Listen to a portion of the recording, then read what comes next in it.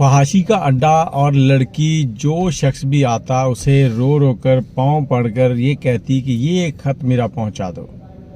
फिर एक लड़के ने उस पर तरस खाया और उसका लेटर पहुंचाया। अस्सलाम वालेकुम, कैसे हैं आप लोग? मैं हूं आपके साथ अदनान। और ये जो वाक़या पेश आया ये पाकिस्तान के दो बड़े शहरों से है। झेलम शहर की लड़की जो कि अपनी फैमिली में मतलब एक नॉर्मल फैमिली जिसमें बेटी है, बाप है, भाई है, माँ है, बहन है, तो नॉर्मल ज़िंदगी गुजार रहे हैं। अब जो लड़की है वो मोबाइल फ़ोन का इस्तेमाल करती है। मोबाइल फ़ोन पर उसकी दोस्ती होती है एक उस्मान नाम के लड़के से। अब उस्मान नामी लड़का, उससे फ्रेंडशिप हो गई। फ्रेंडशिप के बाद आखिर मिलना, फिर व्हाट्सएप नंबर एक्सचेंज हुए, तो इन्होंने बाहर मुलाकातें शुरू कर दी। अब ये जब भी उससे मिलने जाती तो घर पर कहती कि मैं अपनी फ्रेंड ज़ारा से मिलने जा रही हूँ। तो ज़ारा से मिलने के बाद ये शाम को वापस आ जाती। ये मुलाकातें चल रही थी। एक दिन अचानक ये घर वापस लौटी है। थोड़ी सी लेट हो गई थी तो इसका बाप और भाई घर में बैठे इसको घूर रहे हैं। अब ये परेशान हो गई। बाप ने पूछा कहाँ से आ रही हो? तो ये लड़की कहती कि मैं ज़ारा के घर गई थी। तो बाप ने एक ज़ोरदार थप्पड़ कान के नीचे मारा और कहा कि ज़ारा जो है वो तो हमें बता चुकी है कि तुम उसके साथ नहीं हो, हमें पता चल चुका है, अब बताओ किधर गई थी? उधर से भाई भी पास खड़ा है, तो दोनों पूछ रहे हैं। लड़की कहती कि मैं उस्मान से मिलने गई थी, उस्मान को मैं पसंद करती हूँ और वो मुझसे शादी करना चाहता है।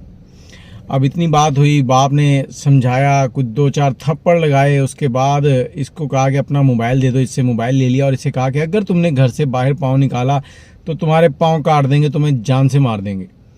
अब ये लड़की जो है ये घर में ही कैद होकर रह गई। कोई 10-12 दिन गुजर गए तो लड़की की सहेली जो है ना वो एक दिन इनके घर पहुंचती है।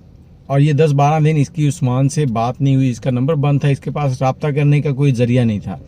जैसे ही वो पहुंची है तो इसकी निगरानी इसका भाई, इसकी वालदा जो है वो कर रहे हैं। इसने आंख बचाकर ज़ारा को कमरे में ले गई और उसे कहा कि इस तरह से मेरी ना उस्मान से मोहब्बत है और मैं तुम्हारा घर में बता के जाती थी, उस दिन तुमने बता दिया और इन्होंने मुझे यहाँ कैद कर लिया। समझो कि मैं यहाँ बंदी हूँ और मैं चाहती हूँ कि उस्मान से मेरी बात करवा दो।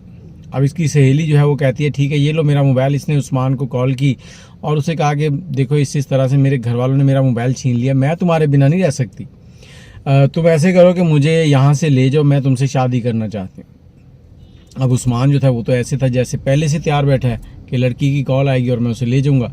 उसी रात ये लड़की जो है अपने घर से निकलती है। रात के टाइम घर से निकलकर उस्मान के साथ भाग जाती है और एक ख़त छोड़ जाती है अपने बाप के लिए कि मैं उस्मान के साथ जा रही हूँ, मैं उससे शादी कर लूँगी, आप लोग मेरे पीछे ना आए।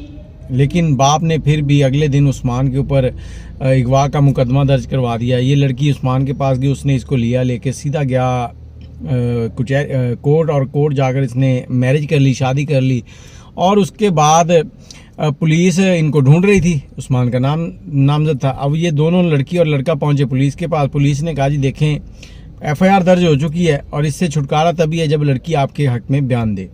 तो उसकी सूरत ये है कि आप सुबह आएँ, मजिस्ट्रेट के सामने 164 का बयान दें और उसके बाद आप यहाँ से जा सकते हैं जहाँ मर्जी। उससे पहले आप कहीं ट्रैवल नहीं कर सकते, नहीं तो हम आपको हवालात में बंद रखेंगे।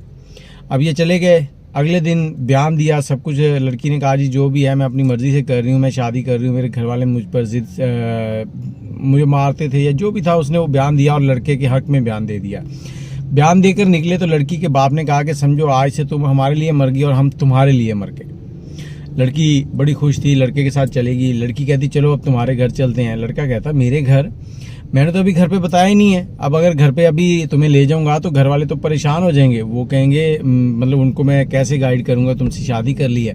तो लाहौर में मेरी एक बहन रहती है, उसके घर चलते हैं, तो वहाँ पर जाकर हम कुछ दिन रहेंगे, मैं घर वालों को मना लूँगा और उसके बाद फिर हम अपने घर।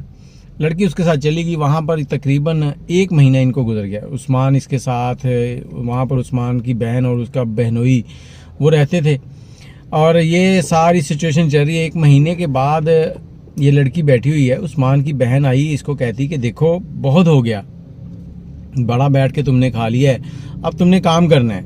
ये उसका मुंह देख रही कि काम कौन सा करना है। वो कहती कि अब तुमने धंधा करना है, यहाँ पर कस्टमर आएंगे उनको खुश किया करना है। अब ये लड़की कहती ये क्या बात हुई? कहती शाम को उस्मान आएगा तो मैं उसको बताऊंगी। अब लड़की जो है इसकी बहन, इसने इसको थप्पड़ भी मारे। शाम को उस्मान आया, इसने उस्मान को सारा कुछ बताया तो इसके दिल में था कि उस्मान इसे कहेगा कि ये क्या हो रहा है, उस्मान अपनी बहन से लड़ेगा, इसको वहाँ से निकाल लेगा। लेकिन इसकी उम्मीदों पर पानी तब फिरा जब उस्मान ने कहा हाँ तो वो ठीक ही तो कह रही है, हमने कुछ कमाना है, खाना भी है ना, करना क्या है, कस्टमर ही खुश करने हैं ना, जो काम तुम मेरे साथ करती है रोज़ वो कस्टमर के साथ भी करना है। अब लड़की का एक रंग आए एक जाए, कहती मैं नहीं करूँगी। लड़की को उन्होंने मतलब मारना शुरू कर दिया। आखिर इतना मारा कि एक दिन लड़की जो है वो राज़ी हो गई, जिद मतलब मजबूरी के तौर पे उसने ये काम शुरू कर दिया। अब जो भी कस्टमर आता उसे वो कहती कि तुम मेरे साथ जो करना चाहो करो, लेकिन मेरा एक ये ख़त है ये आपने पहुंचाना है। अब जो भी कस्टमर आता है वो ख़त पकड़ता है, कोई पकड़ के वहीं फेंक देता, कोई बाहर जाके फेंक देता, बस इस तरह से चलता रहा। एक दिन एक कस्टमर आया, उससे इसने कहा कि मेरा ये ख़त पहुंचाना है। उसने इनकार कर दिया। इसने कहा तुम्हें तुम्हारी माँ का वास्ता है मेरा ये ख़त पहुंचा दो, नहीं तो मैं मर जाऊंगी। अब उसने कहा ठीक है, उसने ख़त लिया, लेके निकला है और उसके बाद वो गया जहाँ इसने एड्रेस दिया था, वो एड्रेस था इसके माँ बाप के घर का।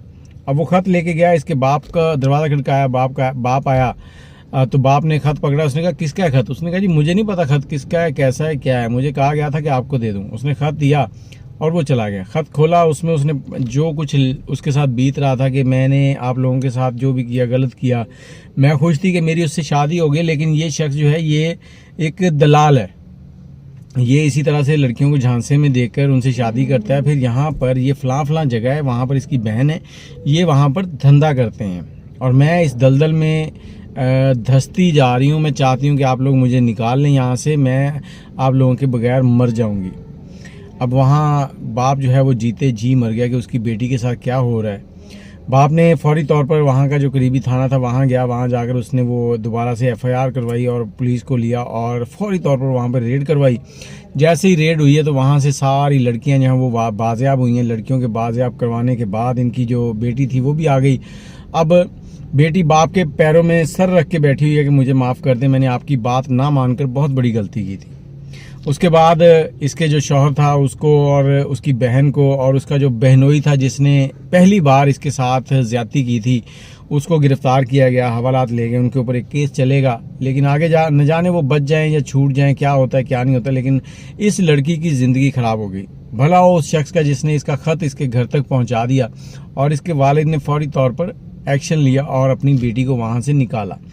अब ये तो एक बाप की बेटी थी, लेकिन बात वही आ जाती है कि यहाँ पर हर बाप की बेटी जो है ना वो आज़ादी चाहती है। और ये जो आज का मोबाइल है ना इसने ख़राब करके रखा हुआ है। अगर हमारे टीचर अच्छे हों तो हम आगे अच्छी ज़िंदगी गुजार सकते हैं। हमारे टीचर जो हैं वो तो ये नाचने गाने वाले हैं जिनको हमने अपना आइडियल बना रखा है। जी मेरा आइडियल फ़लाँ है, मेरा आइडियल फ़लाँ है, मेरा आइडियल फ़लाँ है। वो सारा दिन नाच गाना ठुमके लगा रहे हैं, तो बच्चे भी तो वही कुछ करेंगे। तो खुदारा होश के नाखन लें, अपने माँ बाप की बात मान लिया करें। माँ बाप आपके लिए बुरा नहीं सोचते, उन्होंने एक ज़िंदगी गुजारी होती है, एक तजुर्बा होता है जो आपके ऊपर वो थोप रहे होते हैं। लेकिन माँ बाप को भी चाहिए कि बच्चों की ख्वाहिशात को मद्देनज़र रखा करें, उसके बाद कोई फ़ैसला किया करें और पूरे तरीके से उनको समझाया करें। ये नहीं कि आपने फ़ैसला सुना दिया और उसके बाद उनके साथ कोई बात नहीं करनी। बाकी आप अपनी राय ज़रूर दीजिएगा।